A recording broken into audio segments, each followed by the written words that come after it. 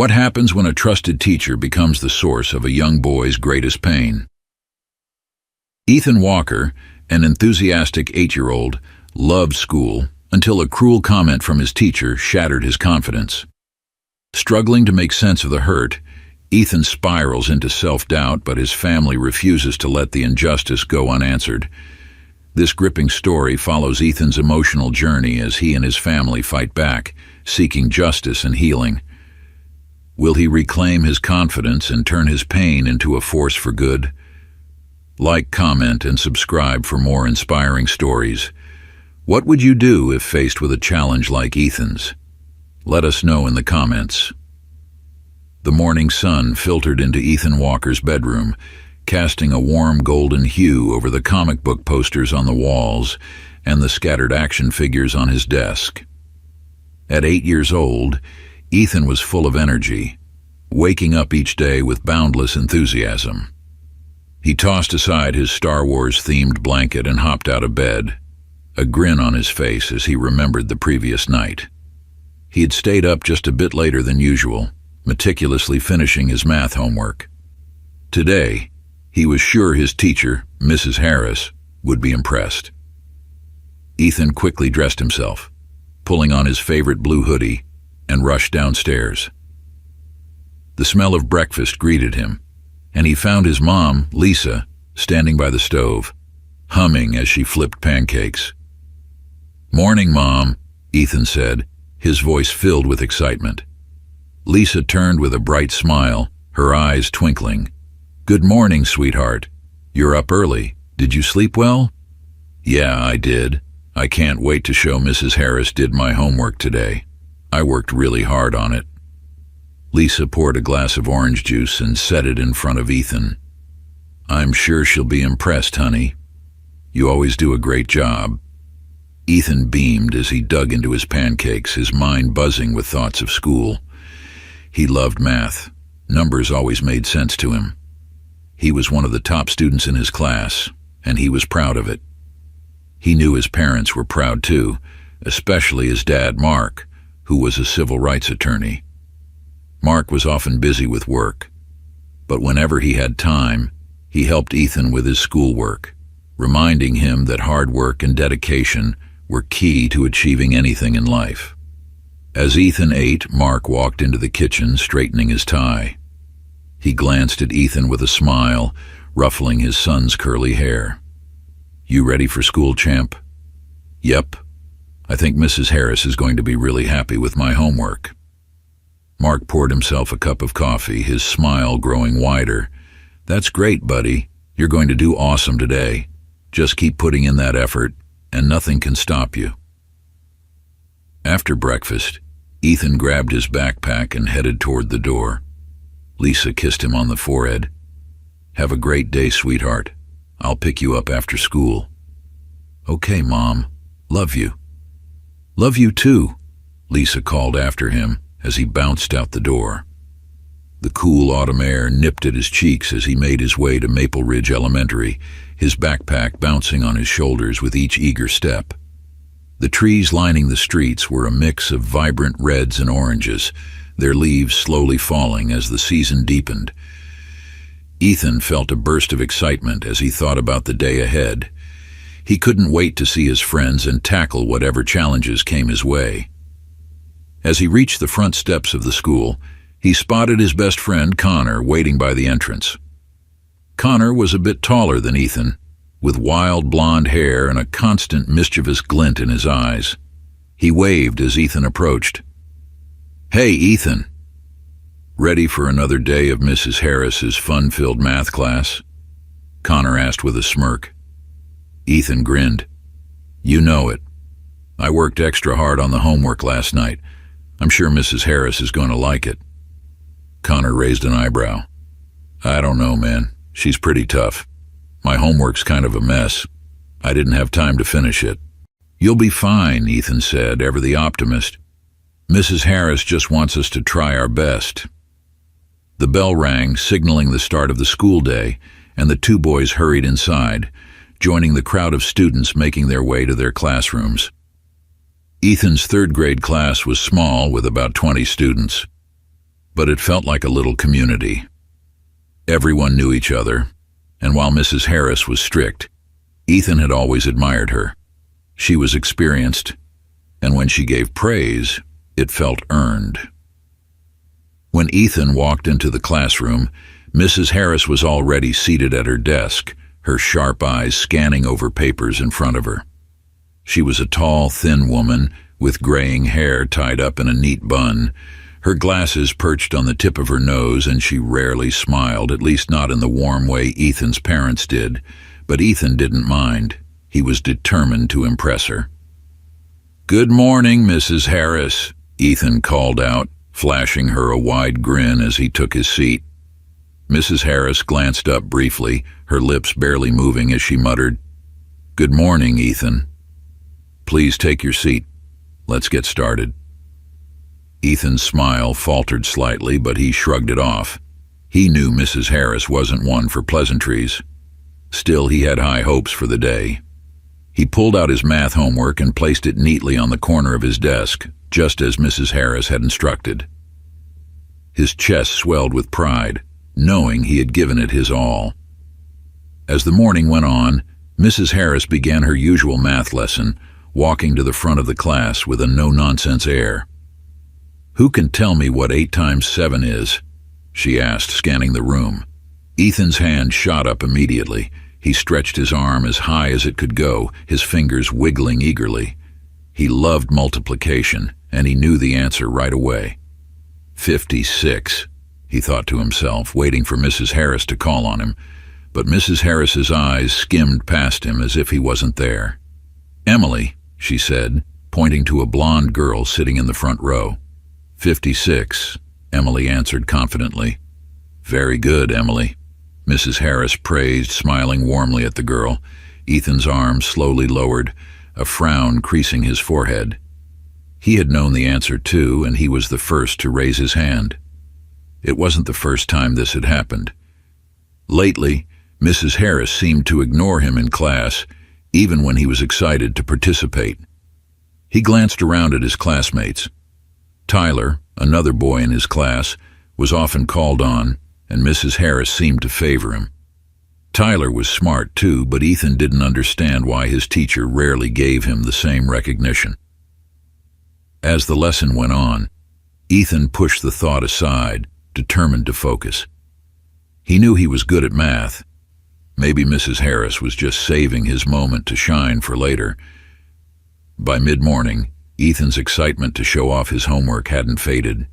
He had been so careful, making sure his answers were clear and his handwriting neat. When Mrs. Harris began walking around the room to collect the homework, Ethan felt a surge of anticipation.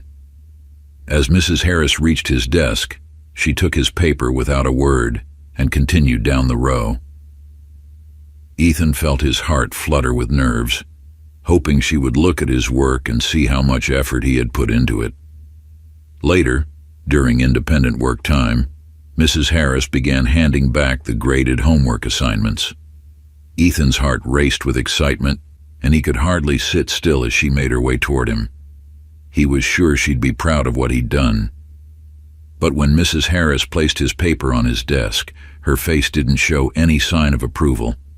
She didn't even glance at him. Ethan flipped the page over, eager to see the grade, and then his stomach dropped. Written in large red letters at the top of the page were the words, "Messy and lazy, typical for someone like you."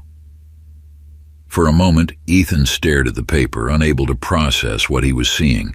He blinked several times, reading the comment over and over again, hoping it would somehow change. Messy and lazy, typical for someone like you. What did that even mean? Ethan had tried so hard to make his handwriting neat. He had double-checked every answer. How could this be? And why would Mrs. Harris wrote something so mean? His hands trembled as he held the paper, his vision blurring slightly with unshed tears. He quickly wiped his eyes, glancing around the classroom to see if anyone had noticed. But his classmates were focused on their own work, seemingly unaware of the storm of emotions brewing inside him.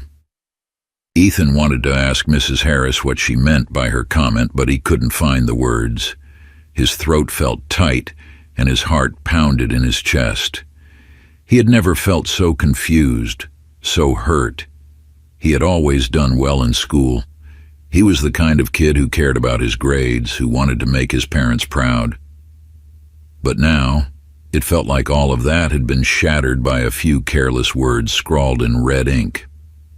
For the rest of the day, Ethan couldn't focus. Mrs. Harris continued teaching, her voice droning on in the background. But Ethan's mind was somewhere else. He kept staring at the comment, the words swirling in his head. Typical for someone like you. What did that mean? Was she saying he wasn't smart? Was there something wrong with him? Ethan's chest tightened at the thought. He didn't want to believe it, but the words were right there in front of him. By the time the final bell rang, signaling the end of the school day, Ethan felt numb. He packed his things slowly, tucking the paper deep into his backpack, not wanting anyone to see it. As he walked out of the classroom, his usual bounce was gone. The weight of Mrs. Harris's words hung over him like a dark cloud. When he reached the school parking lot, he saw his mom, Lisa, waiting for him near their car. She waved when she saw him, her smile bright and warm as always. "Hey, sweetie, how was school today?" Ethan forced a small smile. "It was fine," he mumbled, not meeting her eyes. Lisa's smile faltered slightly. "Are you sure? You seem a little quiet." "I'm fine, Mom," Ethan insisted, climbing into the back seat. Lisa glanced at him in the rearview mirror as they drove home, her motherly instincts telling her something was off. But she didn't push. Instead, she decided to wait until he was ready to talk.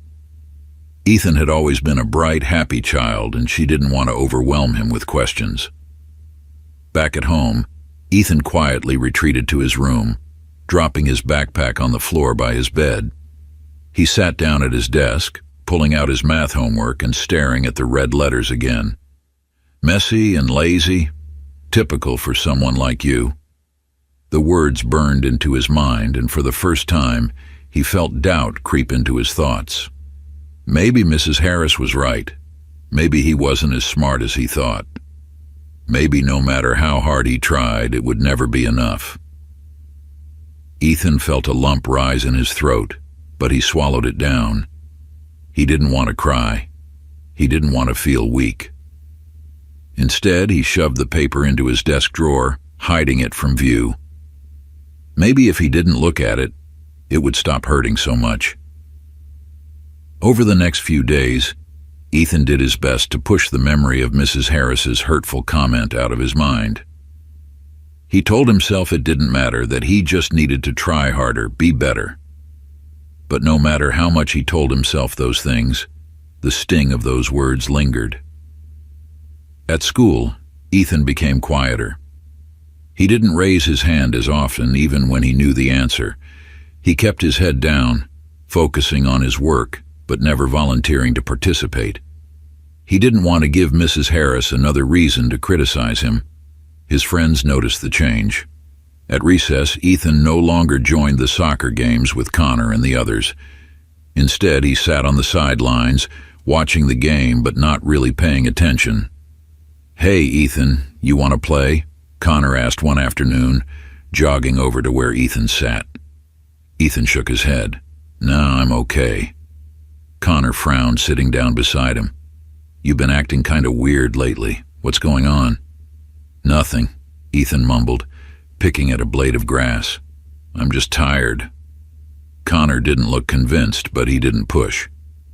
"Well, if you change your mind, we're gonna need another player." "Okay," Ethan said, but he didn't move. At home, things weren't much better. Lisa and Mark both noticed that their usually talkative, energetic son had become withdrawn. He spent more time alone in his room, claiming he had homework to do, but when they peeked in on him, they often found him sitting at his desk, staring blankly at his papers. One evening, as Ethan sat at the dinner table, pushing his food around his plate, Mark decided to ask him about school. "How's everything going at school, buddy?" Mark asked, trying to keep his tone casual. Ethan shrugged. "It's fine. Just fine." Mark pressed gently. "You usually have a lot more to say about your day." Ethan didn't look up from his plate. "I don't know. I guess school's just hard right now." Lisa and Mark exchanged a concerned glance. They knew something was wrong, but Ethan wasn't opening up. "Do you want to talk about it?" Lisa asked softly. Ethan shook his head. "I'm fine. I just have a lot of homework." Mark sighed, sensing that pushing him wouldn't help. "Okay, but if there's anything bothering you, you know you can talk to us, right? We're here for you." Ethan nodded, but he still didn't look up. He just wanted to disappear. He didn't want to disappoint his parents by telling them that his teacher thought he was lazy and messy.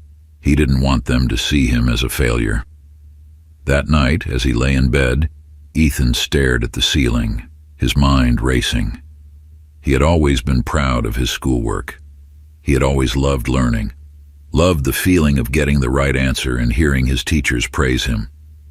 But now, everything felt different.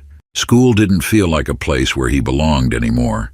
It felt like a place where he was constantly being judged, constantly being told he wasn't good enough. And no matter how hard he tried, he couldn't shake the feeling that Mrs. Harris was right. Several weeks passed, and the weight of Mrs. Harris's comment continued to hang over Ethan. His grades started slipping.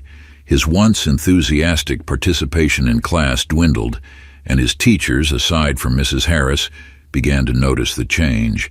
He had gone from being one of the brightest students in the class to someone who barely raised his hand, who sat silently during lessons, his eyes downcast. At home, Ethan became more withdrawn. Lisa and Mark tried to coax him out of his shell, offering help with homework, asking him to join family game nights. But Ethan always had an excuse. "I'm tired. I have too much homework. I don't feel like it." Lisa's worry for her son grew each day. She could sense that something was wrong, but Ethan wasn't talking to her or Mark. One afternoon, as she was tidying up Ethan's room, she noticed a corner of paper sticking out from under his bed. Curiosity piqued. She knelt down and pulled the paper out, realizing it was one of Ethan's math homework assignments. When she unfolded the paper and saw the red letters scrawled across the top, her heart sank. "Messy and lazy. Typical for someone like you." Lisa's hand flew to her mouth, her heart pounding with a mix of disbelief and anger. How could a teacher write something like this? How could she be so cruel to a child? Tears welled up in Lisa's eyes as she stared at the comment. Her sweet, hard-working son had been carrying this around for weeks, hiding it from her and Mark. No wonder he had been so withdrawn. No wonder his confidence had been shattered. Just then, she heard a soft gasp from the doorway. Lisa turned to see Ethan standing there, his eyes wide with fear as he realized his secret had been discovered. "Ethan." Lisa's voice was barely a whisper, filled with heartbreak. "Why didn't you tell me about this?" Ethan's face crumpled and he looked down at his feet. "I didn't want you to be mad," he mumbled, his voice trembling. Lisa crossed the room in an instant, kneeling in front of her son and pulling him into a tight embrace. "Oh, sweetheart, I'm not mad. I'm so sorry you've been dealing with this all by yourself." Ethan's small body shook with silent sobs as he buried his face in his mother's shoulder. Lisa held him close, her own tears falling freely. She couldn't believe her son had been enduring this kind of hurt for so long, too afraid to tell anyone. When Ethan finally pulled back, Lisa wiped his tears and cupped his face in her hands.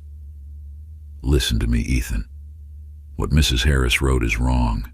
There is nothing lazy or messy about you. You are smart and kind, and you work so hard. Don't ever let anyone make you feel like you're less than that." Ethan sniffled, his eyes red and swollen. "But she's my teacher. She's supposed to know if I'm doing something wrong." Lisa's heart broke at the vulnerability in her son's voice. Teachers are supposed to help us learn, not tear us down. And what did she do? That's not okay. When Mark came home that evening, Lisa showed him the paper.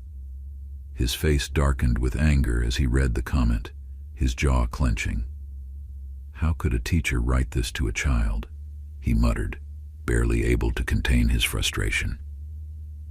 Ethan sat at the kitchen table, his hands fidgeting nervously in his lap as he waited for his dad's reaction.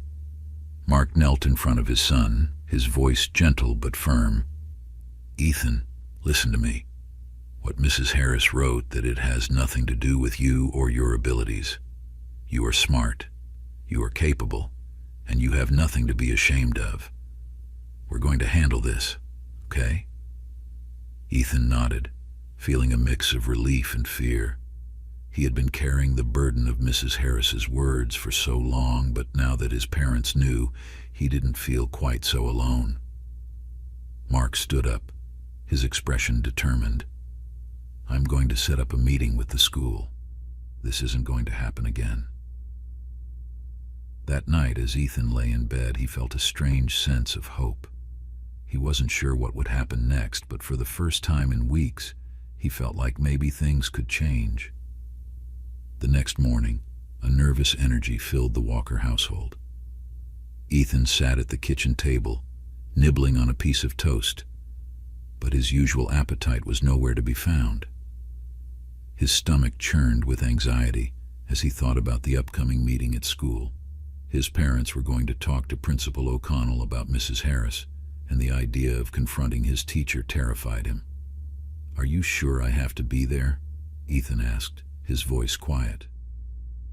Mark, standing near the kitchen counter with his phone in hand, glanced over at him and gave a reassuring smile.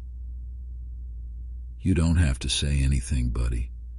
Your mom and I will handle everything. But it's important that you're there so they know how serious this is. Ethan nodded, though the knot in his stomach didn't ease. Lisa sat down beside him, rubbing his back gently. It's going to be okay, sweetheart. We're just going to make sure they know what's been happening.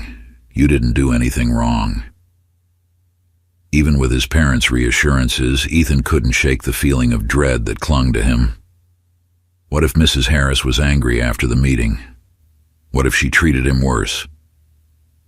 The thought of facing her again made his heart race. By the time they arrived at Maple Ridge Elementary, Ethan felt as though he was walking through a fog.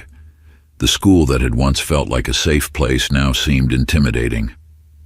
His feet dragged as they walked through the familiar hallways toward the principal's office, where Principal O'Connell and Mrs. Harris was waiting. As they entered the small conference room, Ethan's pulse quickened. Principal O'Connell sat at the head of the table, his expression calm but serious. Mrs. Harris sat to the side, her sharp eyes scanning over the paperwork in front of her. She didn't look at Ethan, and the coldness in her demeanor only made him feel smaller. Mr. and Mrs. Walker, Principal O'Connell began, standing to shake their hands. Thank you for coming in today. Mark nodded, his face set in a determined expression. Thank you for meeting with us. We have some concerns about Mrs. Harris's treatment of our son, Ethan. Principal O'Connell gestured for them to sit, and the Walkers took their seats, with Ethan sitting between his parents. He kept his eyes on his lap, not daring to look up at Mrs. Harris, who remained silent. Mark wasted no time, pulling out the copy of Ethan's homework that Lisa had found. He slid it across the table to Principal O'Connell, the red letters glaring up from the page. This is what Mrs. Harris wrote on one of Ethan's assignments. Principal O'Connell picked up the paper and read the comment, his brows furrowing slightly. He glanced over at Mrs. Harris, then back at Mark. I see. Mrs. Harris, would you care to explain this? Mrs. Harris glanced at the paper, her expression unchanged. I was simply providing feedback on Ethan's work. His handwriting was messy, and I was encouraging him to put in more effort. Mark's jaw tightened. Encouragement? You wrote typical for someone like you. That's not encouragement. That's a targeted, discriminatory comment. Mrs. Harris's eyes flickered with a hint of annoyance, but her voice remained steady. You're reading too much into it. I meant that Ethan's work has been consistently below par. There was no malice intended. Lisa, who had been quiet until now, leaned forward, her voice firm but measured. Mrs. Harris, our son has always been a dedicated student. He's one of the top performers in his class, and he works hard on his assignments. Your comment crushed his confidence. He's been withdrawing from class and from us because of the way you've treated him. Principal O'Connell cleared his throat, trying to regain control of the conversation. Mrs. Harris, I think it's important to recognize how your words may have been perceived, even if that wasn't your intent. Ethan's parents are understandably concerned about the impact this has had on him. Mrs. Harris's gaze shifted to Principal O'Connell, and for a moment, a flicker of frustration crossed her face. I'm sorry if my comment was misinterpreted, but I stand by the fact that Ethan's work has not met my standards. Ethan's heart sank. He had hoped that Mrs. Harris would admit she was wrong, that she would apologize. But instead, she was doubling down, insisting that he wasn't good enough. Mark's voice grew firmer, though he kept his composure. It's not about whether his work meets your standards. It's about the fact that you've been singling him out and writing hurtful comments that have affected his mental health and his performance in school. Principal O'Connell sighed, folding his hands on the table. This is obviously a serious issue, and I understand why you're upset. I'll need to review this more thoroughly, and I'd like to have a follow-up meeting to discuss next steps. In the meantime, Mrs. Harris, I would ask that you be more mindful of how you phrase your feedback, especially when dealing with young students. Mrs. Harris nodded stiffly. Of course, Principal O'Connell. The meeting ended without any real resolution, leaving Ethan feeling even more anxious than before. As they walked out of the school, his parents' expressions were tight with frustration. This isn't over, Mark said, his voice low as they reached the parking lot. We'll make sure they take this seriously. Ethan didn't say anything. His mind was a whirlwind of emotions, fear, confusion, and a growing sense of hopelessness. He had thought that maybe, just maybe, things would change. But now he wasn't so sure. The days following the meeting were some of the hardest Ethan had ever experienced. Mrs. Harris returned to the classroom the next day with the same cold, distant attitude, as if the meeting had never happened. She didn't make any more explicit comments on his work, but her disapproval was clear in the way she treated him. Ethan felt invisible. When he raised his hand in class, Mrs. Harris would look past him as if he didn't exist. When she did call on him, it was only to point out his mistakes or suggest that he wasn't working hard enough. The spark of excitement Ethan had once felt for learning was gone, replaced by a constant sense of dread. He stopped raising his hand altogether. He stopped trying to impress Mrs. Harris, realizing that no matter what he did, it would never be good enough. His grades began to slip. Homework that he would have once completed with enthusiasm now felt like a burden. He couldn't focus, couldn't muster the energy to care.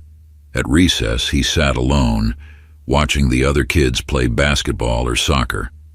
Connor tried to get him to join in, but Ethan always declined, saying he wasn't feeling well or that he had too much on his mind.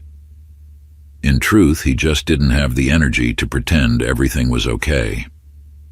One day, as Ethan sat on a bench by the playground, his thoughts swirling with self-doubt, Connor came over and sat down beside him. "Hey," Connor said, nudging Ethan's shoulder, "you've been acting weird lately. What's going on?" Ethan shrugged, his eyes downcast. "Nothing." "Come on, man, you can tell me," Connor pressed. "You haven't been yourself for weeks." Ethan hesitated, unsure of how to explain what he was feeling. How could he tell Connor that he felt like a failure, that every day in Mrs. Harris's class was a reminder that he wasn't good enough? "I don't know," Ethan muttered, his voice barely above a whisper. "I guess school's just been hard." Connor frowned, concern etched across his face. "Is it Mrs. Harris? She's been kind of rough on you." Ethan nodded slowly, his chest tightening as he thought about the way Mrs. Harris dismissed him time and time again. "Yeah, she doesn't like me." "She's strict with everyone," Connor said, trying to offer some reassurance. "But I don't think she hates you." Ethan didn't respond. Connor didn't know the half of it. He didn't know about the hurtful comments, the way Mrs. Harris made him feel like he didn't belong in the classroom. And Ethan didn't want to explain. It was too embarrassing, too painful. As the days turned into weeks, Ethan's isolation grew. He withdrew from his friends, his schoolwork, and even his family. His once bright, enthusiastic demeanor faded into silence. At home, Lisa and Mark grew increasingly worried. "Ethan's been so quiet," Lisa said one evening as she and Mark sat in the living room after Ethan had gone to bed. "He barely talks to us anymore." Mark nodded, his brow furrowed in concern. "I know, I've noticed it too. He's not the same kid he was a few months ago." "It's Mrs. Harris," Lisa said softly. "Ever since that comment, he's been different. She's crushed his confidence." Mark clenched his jaw, anger simmering just beneath the surface.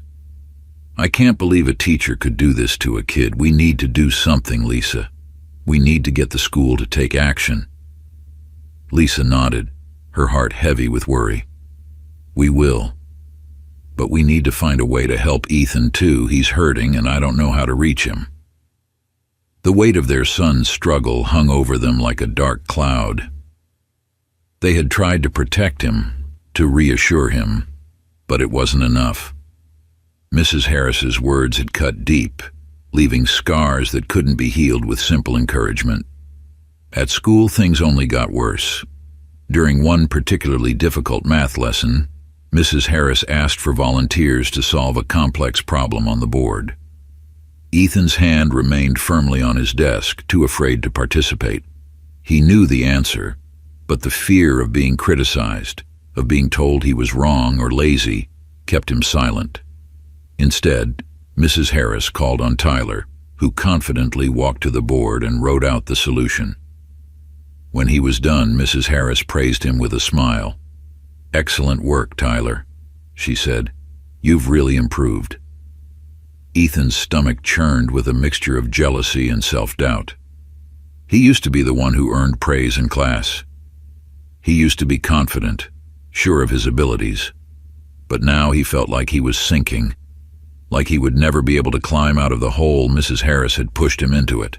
At home, his grades continued to slip. He brought home a report card filled with C's and D's, a far cry from the A's and B's he had always earned. Each poor grade felt like a confirmation of Mrs. Harris's words, proof that he really was lazy and incapable. Lisa and Mark tried to help him, but nothing seemed to work. They sat with him at the kitchen table, going over his homework, offering guidance and support. But Ethan couldn't shake the feeling that he was a failure. Even when he got the answers right, it didn't feel like enough. One evening, after Ethan had gone to bed, Mark sat in his office, staring at the stack of legal documents on his desk. He was a civil rights attorney, someone who fought for justice, for fairness, for equality. And yet here he was, unable to protect his own son from the cruelty of a teacher. He picked up his phone and dialed the school district office. It was time to take this to the next level. The next week brought an unexpected change. Mrs. Harris had fallen ill and would be out of the classroom for a few days. In her place, the school assigned a substitute teacher, Mr. Parker. When Ethan walked into the classroom that Monday morning, he was greeted by a friendly tall man with a welcoming smile. Mr. Parker's presence immediately changed the atmosphere in the room. The usual tension that accompanied Mrs. Harris's stern, intimidating demeanor was replaced with a sense of calm and ease. "Good morning, class," Mr. Parker said brightly. I know change can be a little tough, but I promise we're going to have a great time learning together." The students exchanged curious glances, unsure of what to make of the new teacher, but there was something about Mr. Parker's relaxed energy that put them at ease. Throughout the morning, Mr. Parker's teaching style proved to be a stark contrast to Mrs. Harris's. Where Mrs. Harris had been rigid and unyielding, Mr. Parker was patient and kind. He encouraged the students to ask questions, to take risks, and to not be afraid of making mistakes. When it came time for math, Ethan sat at his desk, his head down. He was used to being overlooked, to feeling like his answers didn't matter. But Mr. Parker had other plans. "Ethan, why don't you come up to the board and help us solve this one?" Mr. Parker said with a warm smile. Ethan's heart raced. His first instinct was to shake his head, to refuse. But there was something different about the way Mr. Parker asked. There was no pressure, no expectation that he would fail. Slowly, Ethan stood up and walked to the board. He worked through the problem carefully, his hands trembling slightly as he wrote out the solution. When he finished, he turned to face Mr. Parker, bracing himself for criticism. But instead, Mr. Parker's smile widened. "Great job, Ethan. You nailed it." Ethan blinked in surprise. He hadn't expected praise. He hadn't expected anyone to believe in him. A small, hesitant smile tugged at the corners of his lips as he walked back to his seat. For the rest of the week, Mr. Parker continued to call on Ethan, giving him opportunities to participate, to rebuild the confidence that Mrs. Harris was torn down. With each small success, Ethan felt a flicker of hope reignite inside him. By Friday, he was raising his hand again, eager to contribute to class discussions. His friends noticed the change, too. At recess, Connor ran up to him, grinning. "Dude, you've been on fire this week," Connor said. "Mr. Parker's cool, right?" Ethan nodded, his chest swelling with pride. "Yeah, he's really cool." For the first time in weeks, Ethan felt like he belonged in the classroom again. He felt like his voice mattered. But even as hope blossomed, there was a nagging fear in the back of his mind. Mrs. Harris will be back soon. And when she returned, things would go back to the way they were. Ethan's brief reprieve under Mr. Parker's care came to an abrupt end when Mrs. Harris returned to the classroom the following Monday. The moment she walked through the door, the familiar tension settled back over the room like a dark cloud. The smiles and laughter that had filled the classroom under Mr. Parker's guidance vanished, replaced by the cold, rigid atmosphere Mrs. Harris demanded. Ethan's heart sank. All the confidence he had begun to rebuild crumbled the moment Mrs. Harris resumed her place at the front of the room.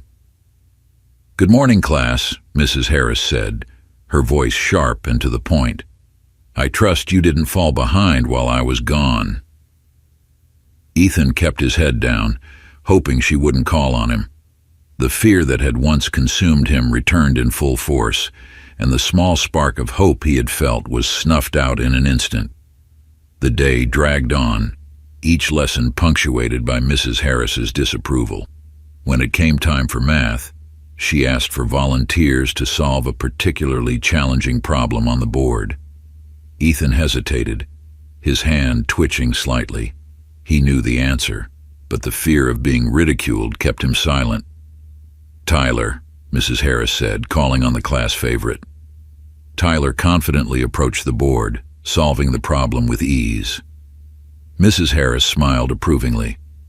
"Well done, Tyler. You've made excellent progress." Ethan's stomach twisted with jealousy and frustration. He had known the answer, but he hadn't been brave enough to speak up. And now it felt like another missed opportunity, another chance to prove himself that had slipped away. As the day wore on, Ethan grew quieter and more withdrawn. By the time the final bell rang, he felt like a shell of the boy who had started the week with renewed hope. Mrs. Harris had a way of making him feel small, invisible, and powerless. No matter how hard he tried, he couldn't escape the shadow she cast over him. That night, as Ethan sat in his room, staring at the homework he had barely touched, he felt the familiar weight of hopelessness settle over him. His parents had done everything they could to help, but nothing seemed to change. Mrs. Harris still saw him as lazy and inadequate, and he was starting to believe it himself. He picked up his math notebook, flipping through the pages filled with numbers and equations.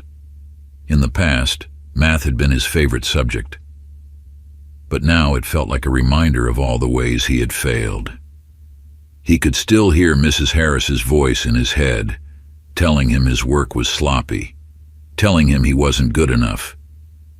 Tears prickled at the corners of his eyes, and he quickly wiped them away, refusing to let himself cry. He didn't want to feel weak, didn't want to let Mrs. Harris's words break him, but the truth was, they already had.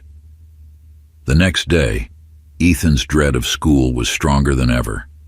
He walked into the classroom with his head down, avoiding Mrs. Harris's gaze. His stomach twisted with anxiety as he took his seat, and the familiar sense of dread settled over him. By mid-morning, it was clear that Mrs. Harris hadn't forgotten about the meeting with Ethan's parents. Her cold, distant treatment of him had turned into something more insidious. Whenever she glanced in his direction, there was a sharpness in her eyes that made Ethan feel like she was waiting for him to fail. During math, she called on him to solve a difficult problem on the board. Ethan's heart raced as he stood up, his legs feeling weak beneath him. He knew the answer, he was sure of it, but his fear of making a mistake made his hands tremble as he wrote the numbers on the board. When he finished, he turned to Mrs. Harris, hoping for some sign of approval, some indication that he had done well. But Mrs. Harris's lips thinned into a tight line. "That's one way to do it," she said coolly, "but it's not the most efficient method. Tyler, would you like to show us a better way?" Ethan's cheeks burned with embarrassment as he returned to his seat, feeling the weight of his classmates' eyes on him. He had solved the problem correctly, but it wasn't good enough for Mrs. Harris. Nothing he did was ever good enough. The rest of the day passed in a blur of humiliation and self-doubt. By the time school ended, Ethan was ready to crawl into bed and hide from the world. He didn't want to talk to anyone, didn't want to face his parents' worried questions. When he got home, he went straight to his room, throwing his backpack onto the floor and collapsing onto his bed. He buried his face in his pillow, the tears he had been holding back finally spilling over. For the first time in weeks, he let himself cry. He cried all the time Mrs. Harris had made him feel small, for the confidence she had stolen from him, for the way he had started to believe her hurtful words. He cried for the boy he used to be, the boy who had loved school, who had loved learning, who had once believed in himself.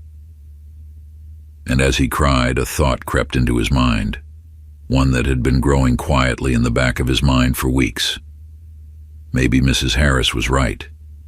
Maybe he wasn't smart enough. Maybe he wasn't good enough. Ethan sat in his room, the quiet darkness surrounding him like a heavy blanket. The emotional exhaustion that had consumed him for weeks had finally reached a tipping point. His mind raced with doubts. The hurtful words of Mrs. Harris is playing on a loop in his head. No matter how hard he tried, he couldn't silence the voice telling him that he wasn't good enough, that he didn't belong. The once safe space of school had turned into a place of dread. The classroom, where he had once thrived, felt like a battlefield now, a place where every mistake felt magnified, every failure felt final. His love for math, his enthusiasm for learning, had been crushed under the weight of Mrs. Harris's judgment. It was late, long after his parents had gone to bed, but Ethan couldn't sleep. He tossed and turned, his thoughts restless and anxious. The dim light from the hallway cast shadows across his room, and for the first time in his young life, he felt completely alone. He had tried to push through the hurt, to ignore Mrs. Harris's cutting remarks, but it was becoming too much to bear. His grades were slipping, His friends were starting to drift away, and even his parents, despite their love and support, couldn't fully understand the depth of the pain he was carrying. He felt like a failure. He felt like nothing he did mattered. Suddenly, the weight of everything, the months of silent suffering, the endless self-doubt overwhelmed him. Tears that he had been holding back for so long finally broke free, and he sobbed quietly into his pillow, his small body shaking with the force of his emotions. He had never felt so helpless, so lost. As the tears streamed down his face, he thought back to the boy he used to be. The boy who had woken up every morning excited to go to school. The boy who had loved answering questions in class, who had proudly brought home report cards filled with A's. Where had that boy gone? And would he ever come back? In that moment, curled up on his bed, Ethan realized he couldn't keep going like this. Something had to change. He didn't know what, but he couldn't stay trapped in this cycle of fear and doubt any longer. He needed help, even if he was too afraid to ask for it. The next morning, Ethan felt drained. His eyes were swollen from crying, and he moved through the house in a fog. When he arrived at the breakfast table, his parents immediately noticed the dark circles under his eyes and the slumped posture that had become all too familiar. Lisa placed a hand on Ethan's shoulder, concern etched across her face. "Ethan, honey, are you feeling okay? You look exhausted." Ethan shrugged, not meeting her gaze. "I didn't sleep much." Mark set down his coffee, studying his son closely. "Is it about school? Is Mrs. Harris still giving you a hard time?" For a moment, Ethan considered brushing off their questions, like he had so many times before. But something inside him snapped. He couldn't keep pretending everything was fine. He couldn't keep hiding how much he was struggling. I don't know," Ethan said, his voice trembling. I don't want to go to school anymore." Lisa and Mark exchanged a worried glance. They had known things were bad, but this was the first time Ethan had openly admitted how deeply he was hurting. "Ethan," Lisa said gently, kneeling down beside him, "we've been trying to help you, but we need to know what's really going on. We can't fix this unless you talk to us." Ethan swallowed hard, his chest tightening with emotion. "I just feel like I'm not good enough. No matter what I do, it's never enough for Mrs. Harris. She makes me feel like I'm lazy and stupid, and I'm tired of it." Mark's expression darkened, anger simmering just below the surface. "You are not lazy, and you are definitely not stupid. Mrs. Harris has no right to make you feel that way." Ethan nodded, but doubt still lingered. "But what if she's right? What if I'm just not smart enough?" Lisa's heart ached at the vulnerability in her son's voice. She pulled him into a tight hug, her own eyes filling with tears. "Ethan, sweetheart, you are smart, you are kind, and you work so hard. What Mrs. Harris said is wrong. You have nothing to be ashamed of." Mark placed a comforting hand on Ethan's back, his voice firm. "We're going to fix this, Ethan. I'm not letting Mrs. Harris treat you this way anymore." Ethan wiped his eyes, sniffling. "But what if she gets mad? What if things get worse?" "They won't," Mark said, his voice resolute. "We're going to take this to the school board if we have to. Mrs. Harris can't get away with this." Lisa nodded in agreement. "And in the meantime, we're going to help you get through this. We'll talk to the school about getting you some extra support, okay? You're not alone in this, Ethan." For the first time in weeks, Ethan felt a small glimmer of hope. His parents were in his corner, fighting for him, and maybe, just maybe, things could get better. Mark wasted no time. After their conversation with Ethan, he called the school district office and requested a meeting with the school board president, Mr. Donovan. Mark's background as a civil rights attorney had given him a deep understanding of the systemic issues that often plagued schools, and he knew that Mrs. Harris's behavior needed to be addressed on a larger scale. A few days later, Mark and Lisa found themselves sitting in the school district's administrative office waiting to meet with Mr. Donovan and Principal O'Connell. The tension in the air was palpable. Both parents were determined to get justice for Ethan, but they knew it wouldn't be easy. When Mr. Donovan entered the room, his expression was polite but guarded. He had dealt with concerned parents before, but the seriousness of the Walkers' complaint had caught his attention. "Mr. and Mrs. Walker," Mr. Donovan said, extending a hand. "Thank you for coming in. I understand you have some concerns regarding Mrs. Harris." Mark nodded, his face set in a determined expression. "We do. Our son, Ethan, has been dealing with what we believe is discrimination and emotional mistreatment by Mrs. Harris. It's not just about one comment. This has been an ongoing issue that has severely impacted his mental health and academic performance." Lisa pulled out the homework assignment where Mrs. Harris had written the cruel comment and placed it on the table in front of Mr. Donovan. "This is just one example of the way she's treated our son." Mr. Donovan picked up the paper, his brow furrowing as he read the words scrawled in red ink. "Typical for someone like you," he murmured. "I see." Principal O'Connell, who had been sitting quietly until now, cleared his throat. "I've already spoken with Mrs. Harris about this, and she claims it was a misunderstanding." Mark's voice hardened. "A misunderstanding? This isn't a simple mistake. Mrs. Harris's behavior has caused significant harm to our son. His confidence has been destroyed, and his grades have dropped because of the way she's treated him." Mr. Donovan sighed, rubbing his temples. "I understand your frustration, Mr. Walker, and I take these concerns very seriously. However, before we can take any action, we need to conduct a formal investigation. We'll interview Mrs. Harris as well as Ethan and gather any other relevant information." Lisa frowned. "How long will this take?" "It will take some time," Mr. Donovan admitted. "But I assure you we will handle this as quickly as possible. In the meantime, we'll ensure that Ethan is treated fairly in Mrs. Harris's class." Mark didn't look satisfied, but he knew that pushing too hard could backfire. "We expect this to be taken seriously. If necessary, we're prepared to escalate this to a higher level." Mr. Donovan nodded, his expression serious. "I understand. We'll be in touch once the investigation is underway." As Mark and Lisa left the meeting, their emotions were mixed.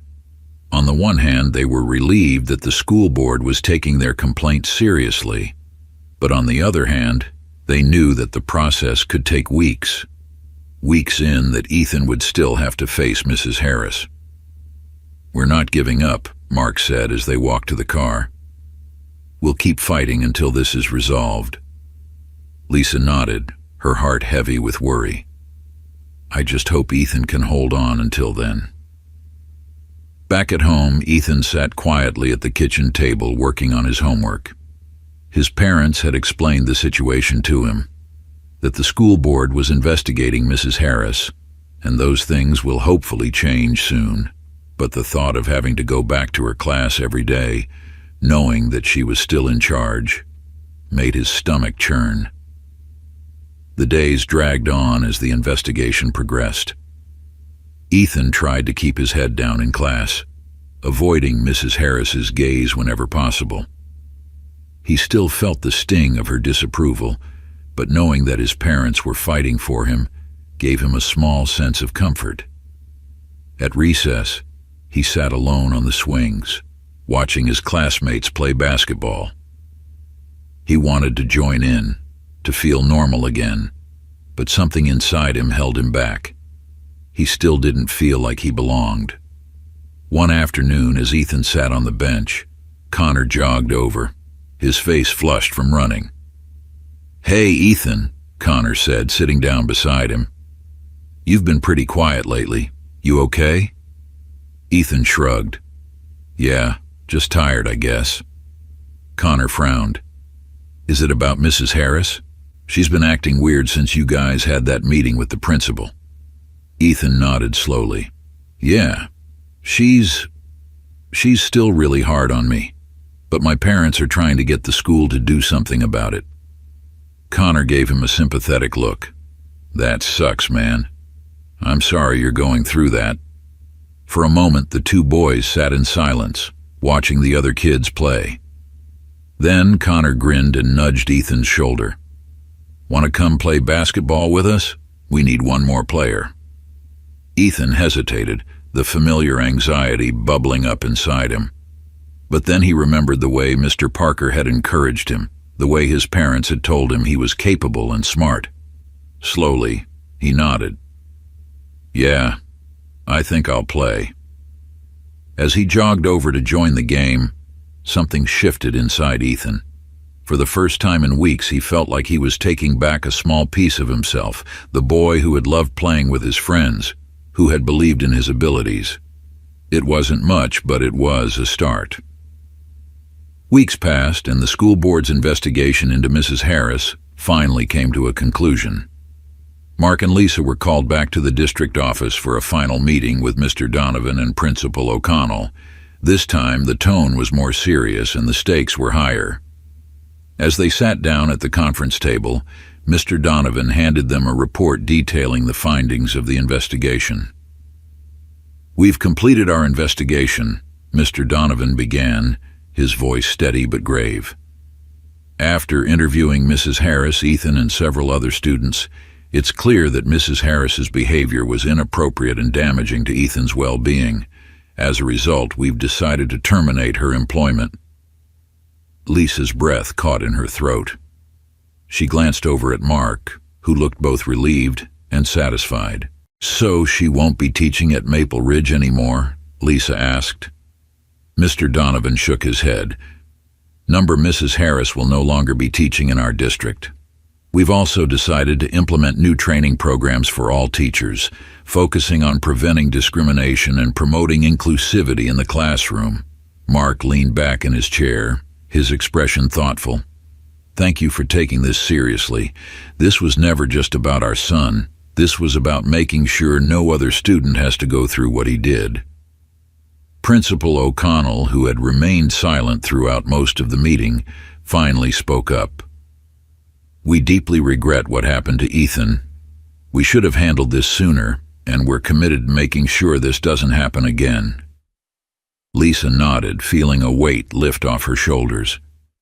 I just want to make sure Ethan feels safe and supported at school. That's all we've ever wanted. As they left the district office, Mark and Lisa exchanged a glance, both of them feeling a mix of emotions, relief, satisfaction, and a lingering sadness for what Ethan had endured. But they knew this was the right outcome. Justice had been served, and their son could finally begin to heal. At home, Ethan sat at the kitchen table, fidgeting nervously as his parents explained what had happened at the meeting. So, Mrs. Harris is gone? Ethan asked, his voice hesitant. Lisa nodded, her eyes filled with warmth. Yes, sweetheart. She won't be teaching at your school anymore. The school board decided it was the best thing for everyone. Ethan blinked, processing the information. A wave of relief washed over him, but there was also a strange sense of finality. For so long, Mrs. Harris had been a looming presence in his life, and now she is gone. Is it really over? Ethan asked softly, looking up at his parents. Mark smiled gently. Yes, it's over. And you were so brave, Ethan. You helped make this happen. Ethan nodded slowly, a small smile tugging at his lips. He wasn't sure if he believed it yet, but for the first time in what felt like forever, he felt lighter, like a weight had been lifted from his chest. Over the next few weeks, things at school slowly began to change. With Mrs. Harris gone, a new teacher, Ms. Ramirez, took over the class. Ms. Ramirez was warm and encouraging, and she immediately made an effort to connect with each student. Ethan noticed the difference right away. Ms. Ramirez didn't just focus on who got the right answers. She celebrated effort and progress, making each student feel valued. For the first time in months, Ethan started to feel like himself again. He raised his hand in class, eager to participate. He began to enjoy school again, and his grades slowly improved as his confidence returned. The dark cloud that had hovered over him since Mrs. Harris's cruel comments began to lift, replaced by a sense of hope and possibility. At recess, Ethan played basketball with his friends, laughing and running without the weight of fear and self-doubt holding him back. He felt free again, like the boy he had been before. Everything had changed. One afternoon, as Ethan walked home with his dad, he glanced up at Mark, a thoughtful expression on his face. "Dad," Ethan said hesitantly, "do you think I could start something at school, like a club?" Mark raised an eyebrow, intrigued. "What kind of club?" Ethan kicked a pebble along the sidewalk, his brow furrowed. "A club where kids can talk about stuff, like when they feel left out or like they don't belong. We could talk about it and help each other." Mark smiled, his heart swelling with pride. "That's a great idea, Ethan. I think your school would love that." As they walked the rest of the way home, Ethan felt a sense of purpose blooming inside him. He wasn't just a kid who had been hurt. He was someone who could make a difference, someone who could help other kids who felt the way he had. And with that realization, Ethan knew that his journey wasn't over. In fact, it was just the beginning. The months following Mrs. Harris's departure marked a significant turning point for Ethan. Ms. Ramirez, his new teacher, was everything Mrs. Harris wasn't: warm, supportive, and genuinely interested in her students' success. The atmosphere in the classroom changed overnight, and Ethan found himself feeling safe and appreciated for the first time in months. Ms. Ramirez quickly recognized Ethan's potential. She encouraged him to participate in class, reminding him that mistakes were a natural part of learning. Every time Ethan raised his hand, every time he worked through a problem, she praised his effort. Slowly but surely, the confidence that Mrs. Harris had torn down and began to rebuild itself. One Friday afternoon, as the bell rang, signaling the end of the school week, Ms. Ramirez called Ethan to her desk. He approached her tentatively, still not fully used to being singled out for praise rather than criticism. "How are you doing, Ethan?" she asked with a kind smile. "I'm doing okay," Ethan said, glancing down at his shoes. "I think I'm getting better at math again." "You're doing great," Ms. Ramirez corrected. "I've noticed how hard you've been working, and I want you to know that I'm really proud of you. You're capable of amazing things, Ethan." Her words sank into him like a warm blanket on a cold day. For the first time in a long while, Ethan felt a glimmer of pride. "Thanks," he murmured, a shy smile tugging at his lips. As Ethan walked home that afternoon, the weight that had once seemed unbearable was beginning to feel lighter. It wasn't completely gone. He still had moments of doubt, still carried the scars from Mrs. Harris's hurtful words, but he was healing, little by little. That evening after dinner, Ethan decided to bring up something he had been thinking about for a while. His dad was working in his studies, going through some legal documents, when Ethan knocked softly on the door. "Hey, Dad, can I talk to you for a minute?" Ethan asked, stepping into the room. Mark looked up from his paperwork, immediately setting aside his work. "Of course, buddy. What's on your mind?" Ethan hesitated for a moment, gathering his thoughts. "Remember how I told you I wanted to start a club at school? Something to help kids who feel left out?" Mark nodded, a smile forming on his face. "Yeah, I remember.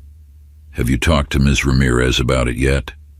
"Not yet," Ethan admitted.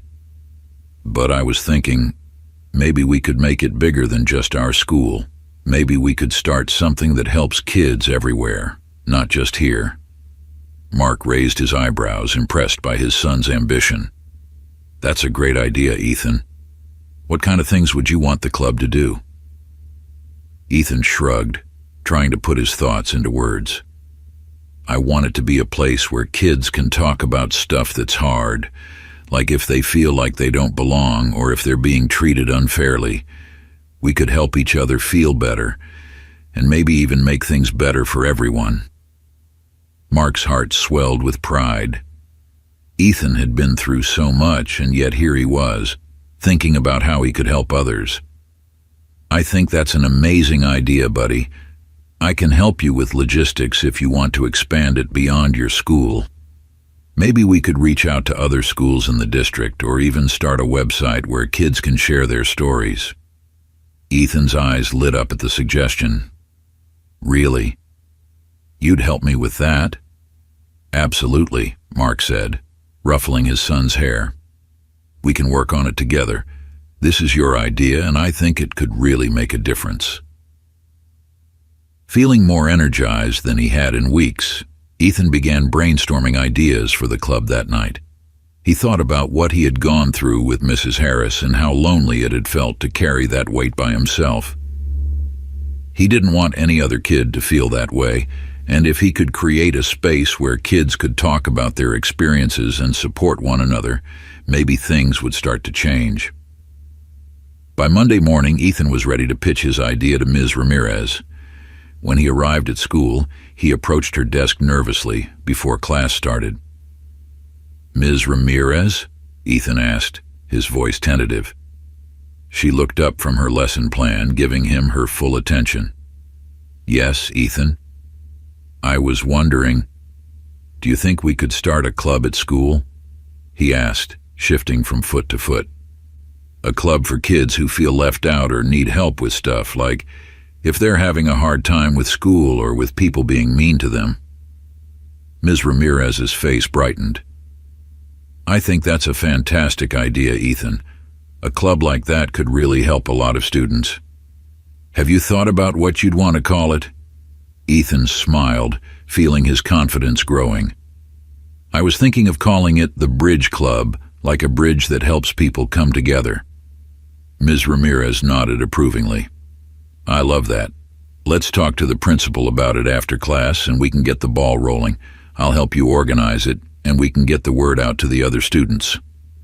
Ethan's heart raced with excitement. Things were finally starting to feel right again.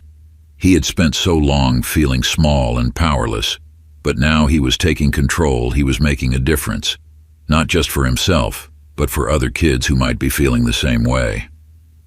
Later that day, Ms. Ramirez and Ethan met with Principal O'Connell to discuss the idea. To Ethan's surprise, the principal was fully supportive. I think this could be something special, Principal O'Connell said, leaning back in his chair. A club like this could really have a positive impact on the school. Let's set up a meeting for interested students next week, and we'll get it started. As Ethan left the office, his mind buzzed with ideas. He couldn't wait to get started. It felt like a new chapter of his life was beginning, one where he was no longer just a victim of Mrs. Harris's cruelty, but a leader who was helping create a better, more inclusive school environment. The Bridge Club at Maple Ridge Elementary officially launched a few weeks later. At the first meeting, Ethan was nervous. He wasn't sure how many kids would show up, or if anyone would take it seriously, but as the school day came to an end, more and more students filtered into the classroom where the meeting was being held. Connor was there, along with several other kids from Ethan's class, and even some students he didn't know well. In total, about 20 kids showed up, filling the room with chatter and curiosity. Ms. Ramirez stood at the front of the room, smiling as she watched Ethan prepare to address the group. She had told him earlier that day that he would be the one to lead the meeting. And though the thought of speaking in front of so many people made Ethan's heart race, he was determined to make it work. Taking a deep breath, Ethan stood up and faced the group.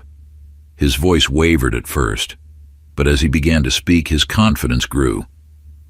Hi, everyone, Ethan began, his hands trembling slightly.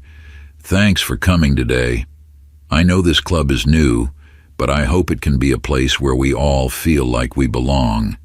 School can be hard sometimes, and I know what it's like to feel left out or like you don't matter, but I want this club to be a place where we can talk about that stuff and help each other." The room was quiet as Ethan spoke, and for a moment, he worried that no one would understand what he was trying to do, but then Connor raised his hand.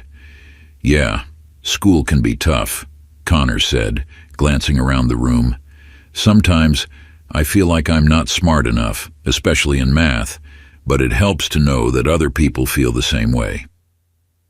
Several other students nodded in agreement, and soon more kids began to speak up, sharing their own struggles with feeling left out, being bullied, or having trouble with schoolwork. The room buzzed with conversation, and Ethan felt a sense of accomplishment washing over him. This was exactly what he had wanted, a space where kids could be open and honest with each other, without fear of judgment. Ms. Ramirez stepped in to guide the conversation when needed, but for the most part the students led the discussion themselves. They talked about ways to support each other, how to be kinder to their classmates, and how to stand up for themselves when things got tough. As the meeting came to a close, Ethan stood in front of the group again, his heart full of pride. "Thanks for sharing, everyone. I think this club can be something really special." When the students began to leave, Connor patted Ethan on the back. "You did great, man. This club is awesome." "Thanks," Ethan said, grinning. "I wasn't sure how it would go, but I'm glad people showed up." As the weeks passed, the Bridge Club continued to grow. More students joined, and word spread around the school about the positive impact the club was having. Kids who had once felt isolated now had a place to connect, and even students who weren't part of the club started talking about how they could be more inclusive and supportive of each other. One afternoon, as Ethan sat in the kitchen doing his homework, his mom walked in with a newspaper in her hand. She had a proud smile on her face as she handed the paper to Ethan. "Look at this," Lisa said, her eyes twinkling with pride. Ethan unfolded the paper and saw a headline that made his heart skip a beat. "Student-led club promotes kindness and inclusion at Maple Ridge Elementary." Beneath the headline was a picture of Ethan and his friends at one of the Bridge Club meetings, along with a story about how the club was making a difference at the school. "Whoa," Ethan breathed, his eyes wide. "I didn't know they were writing about us." "Your principal sent them the story," Lisa explained, her voice full of pride. "People are really starting to notice what you're doing, Ethan. You're making a big difference." Ethan beamed, feeling a swell of pride in his chest. He had never imagined that his small idea for a club would grow into something that would impact the entire school. And yet, here he was, leading a movement that was helping kids feel accepted and valued. The ripple effect didn't stop there. Other schools in the district began reaching out to Ms. Ramirez and Principal O'Connell, asking how they could start similar clubs at their own schools. Soon, the Bridge Club model was being adopted by other elementary and middle schools, spreading the message of kindness and inclusivity far beyond Maple Ridge. Ethan couldn't believe how far his idea had come. What had started as a small effort to help kids at his school had grown into something much bigger, something that was making a real difference in the lives of students all over the district. One evening, as Ethan sat in his room reflecting on everything that had happened over the past year, he realized how much he had grown. He thought back to the boy he had been to before Mrs. Harris, the boy who had been excited about school, who had loved math, and who had believed in himself. That boy had been broken down by Mrs. Harris's cruelty, but he hadn't disappeared completely. He had fought his way back, with the help of his parents, his friends, and his new teacher. And now, he was stronger than ever. Ethan smiled to himself, feeling a deep sense of peace. He wasn't just the boy who had been hurt. He was the boy who had risen above it, who had turned his pain into purpose. And that, he realized, was something no one could ever take away from him. As he drifted off to sleep that night, his mind filled with dreams of a brighter future, one where every student felt like they belonged, where kindness and understanding were the norm, and where no one had to face their struggles alone. Ethan Walker, once hurt by the cruel words of his teacher, has overcome it all to find his confidence again. With the love and support of his family, he not only stood up to injustice but turned his pain into strength, helping other students through the Bridge Club he founded. Ethan's story is a powerful reminder that we can transform our biggest challenges into opportunities for growth and positive change. No longer lost, Ethan became a leader, spreading the message of kindness and fairness. His journey shows us that even in the face of pain, we can rise and make a difference for ourselves and others. Don't forget to like, comment, and subscribe for more inspiring stories. What would you do if you were in Ethan's situation? Share your thoughts in the comments below.